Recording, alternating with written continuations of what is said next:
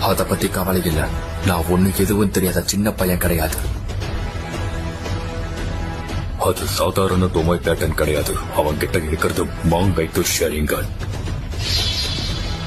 இப்ப நான் லீஃப் வில்லேஜுக்கு எதிரா திரும்பணுமா இல்ல லீஃப் வில்லேஜுக்கு எதிரா செயல்படுவியா?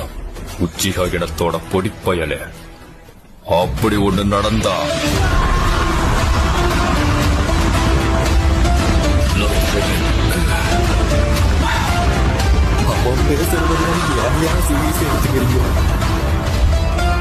கோபிராமா